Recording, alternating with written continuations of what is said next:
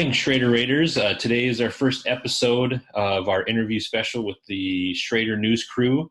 We don't have a title yet, so if anybody has any great ideas, send those along my way. Our first guest on the interview program today is going to be Mr. Johnson. And you can see he's here with us on video. So we're just going to get started here. It shouldn't only be about 4 or 5 minutes here. And in the future, if you have other questions you want me to ask teachers, send them my way as well. All right. So our first question for Mr. Johnson is, how long have you been at Schroeder? I have been at Schroeder for 16 years. 16 good years. Awesome. What classes have you taught at Schroeder? I know you've moved around a little bit. Yeah, when I started, I was a Blue Angel. I taught 8th grade U.S. history, and then I taught a little North Dakota studies, and then I moved to the Hawks team and taught geography there for 7 years, and then moved to the Eagles team for 1 year, and now in my role as the instructional coach. Of all of those classes, which one was your favorite to teach? I love teaching history, but I love the 7th grade students the most. Oh, interesting. Right. So what's been the biggest obstacle or change with the switch to your new position? And maybe you want to just kind of tell the kids what your new position entails in total. Yeah. Well, the biggest, there's some big changes and some minor changes. The first minor change was being having my office in the 6th grade wing, because I just never thought that I would be in the 6th grade wing because my license is 7th through 12th, but I love it down there. I work more with teachers than with students. I'm in a lot of classrooms, and I do get to talk to a lot of students in the hallway. And that's been the biggest change for me, is I definitely miss seeing that regular 80 to 90 students, and then having that Raider time group of kids and forming those strong relationships with those kids. So that's been the biggest change for me, but I've really enjoyed my new position. Well, that's good. Yeah. Speaking from experience, having done that, I think that connections with kids is always the thing that I miss the most too when I was in a position like yours. So I can definitely understand that. Next, what would you say is your most prized possession, and why would you feel that way? I don't know. I guess I don't have a lot of prized possessions. I think right now, my snowblower. Yeah, that's probably a good one. I'll be using mine in about 15 minutes probably here. Yeah. How about advice? What's the best piece of advice anyone's ever shared with you? My dad, when I bought my first house, the best advice that he gave me was buy a plunger before you need a plunger. Oh, that's great advice. Yes. Yeah. So any of you kids out there listening, make sure you have a plunger, because when you need it, you need it. Yep. All right. Next, we're going to talk a little bit about trust. So how can someone earn your trust?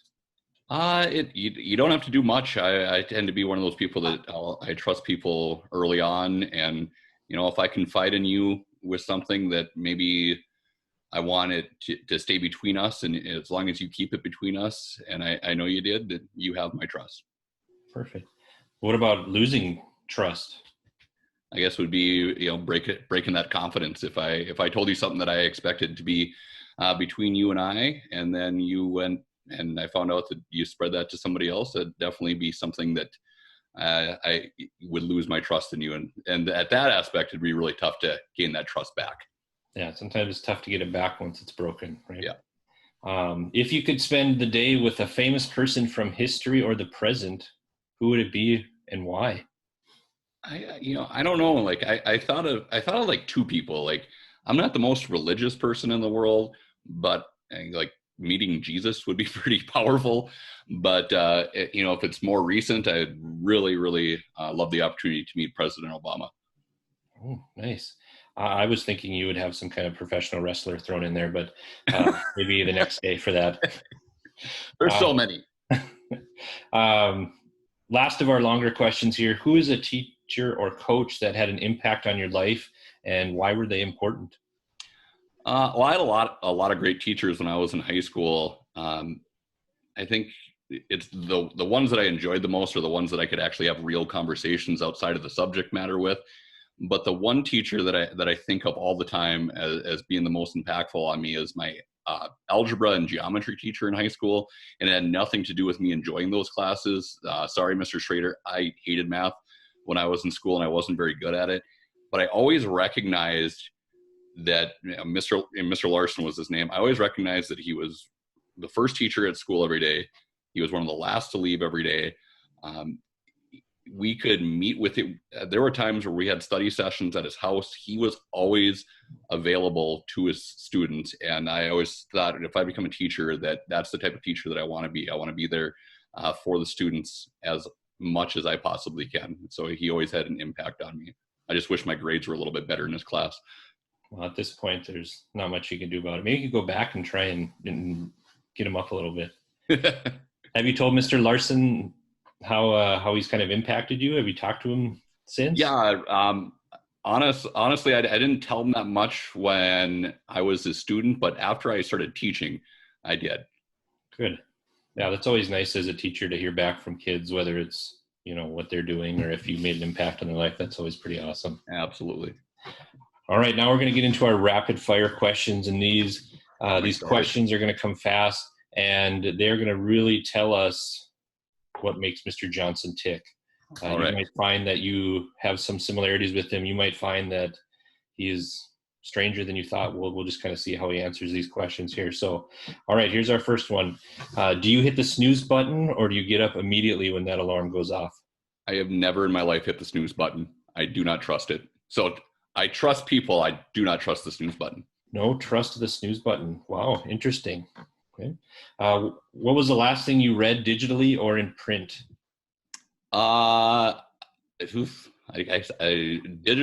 I just this morning reading article on how Matt Kierstead will be coming back to UND next year, which makes me pretty excited for the UND Fighting Hawks next hockey season.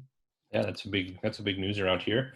Next, when making a peanut butter and jelly sandwich, whether for yourself or your children, do you put the peanut butter or the jelly on first? Ready to blow your mind. I have never in my life had a peanut butter and jelly sandwich. Never. Ever. Never. I mean, I could give you my mom's phone number and you could call her if you want, but it's the truth. I have never in my life had a peanut butter and jelly sandwich. And now it's just being stubborn. I'm 38 and I've gone 38 years without it. So I'm not going back. So would you eat like peanut butter by itself or jelly by itself? I've had a jelly sandwich before. I can't recall having a peanut butter sandwich. I've had peanut butter toast. I don't know why. It's honestly, it's stupid that I haven't, but now I'm like, I'm going to be the person that never has a peanut butter and jelly sandwich. Well, breaking news here, folks. Yep. That's a big revelation right there. All right. Next, would you rather be the best racquetball player in the world or find $75 on the street? Oh, by far the best racquetball player in the world. If you had that ability, you could probably make more than $75, I would hope. And who wouldn't want to be the best at something? Yeah. Interesting. Okay. Would you rather have your dishes or clothing be magically clean all the time? Dishes. I hate putting dishes away after they're in the dishwasher. I hate it. Oh, awesome. All right. Okay, here's a little would you rather. Would you rather give up your phone forever or junk food? Oh, junk food for sure, because especially in the situation we're at right now, I don't know about you, Mr. Stabula, but I am looking at my phone all the time just trying to entertain myself. And I have been eating way too much junk food during the situation too. Like I am deathly afraid that I am going to be about 500 pounds when we get back to seeing each other in person. I am eating way too much and I need to get rid of that. Well, at least you're not getting those calories from peanut butter and jelly. No. Yeah. All right. When you've made a sandwich, obviously not a peanut butter and jelly, do you cut your sandwiches on the diagonal or are you a horizontal?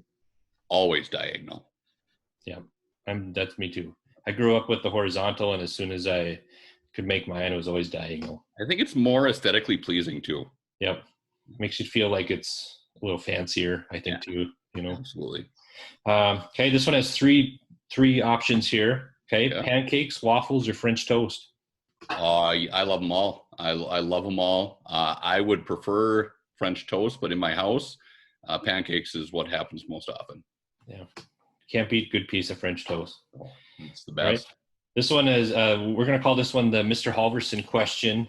And those of you that are in Mr. Halverson's class, you can ask him about this if you want. And I think this really is going to delve into your psyche here. Do you dip your French fries in ketchup, or do you put ketchup directly onto the French fries? I don't eat ketchup, but I have a strong opinion on people that put ketchup all over their fries. I think there is something seriously wrong with you, and that should never be done. Wow. So do you dip anything in your fries in Oh yeah, anything? I like ranch, barbecue sauce. I mean, I'll do a whole bunch of things, but I'm just not a ketchup fan. No ketchup. Okay. Yeah, but I would never pour that condiment all over my fries. There's something seriously wrong with you if you do that. Interesting. I agree. I think it's just a mess. Yeah. All right. And our last question, which ties into what's going on kind of in the world today. Do you like going to the movies, or do you prefer watching at home? I love going to the movies. I just wish they didn't cost so much. Like I know you and your kids, it is expensive to take your entire family to the movies, but I would totally prefer movie theater popcorn's the best. Yeah, I like it. And we always go over here and by my house, and I always get to see Max Winkler. So that's positive because he works there. All right, that's our last question for Mr. Johnson. I want to thank him for being our first guest on episode number 1. Again, if anyone has ideas for names for our program, let me know. And if you have any questions you want me to ask in the future, you can drop me a line on that as well. We'll have another teacher next week. I've already got a few interviews lined up. So thank you, Mr. Johnson. You're welcome. I just want all you Schroederators to know I miss you all. All right, awesome. All right, we'll see you next time. Bye. Yeah.